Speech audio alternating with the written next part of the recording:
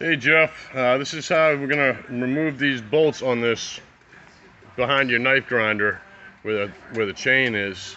It's 2 Allen screws. You got to remove those, and that's going to give you a little bit of slack on this side so that when you take the other side off, it'll drop down and you can actually get to the cable. Now you're going to remove the Allen bolt on this side. There's 2 of them.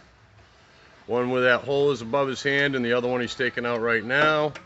And then this whole thing drops down.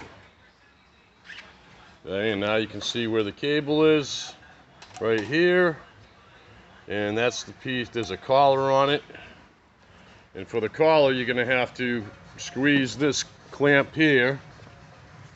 One second, what do you do with that other clamp? And put a clamp on that so that it holds it shut for you. Okay, now what that does is gives you slack on the cable down here so that you can actually pull it out and you can actually see the 2 Allen screws you got to remove from the cable. Once you undo that and you pull this plug off, if yours has one on it, they just keep that there to keep it from fraying, and then pull this cable out and out of the carriage. Okay Jeff, now what you're going to do is remove the lock nut that you have on your machine right now, keeping the head from tilting the way it is, and then lean it against here with a rag, giving it some cushion so you don't scrape the paint up.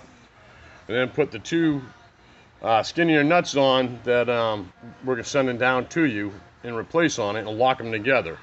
And then use 1 wrench on the back side to take this stud out. And once the stud comes out, this motor will be free, so you might need a hand holding that while you back the stud out. Now you're going to break the 2 nuts loose again. Pull those 2 skinny nuts off and put your lock nut back on it so that you can put it pretty close to 0 and lock it back down again.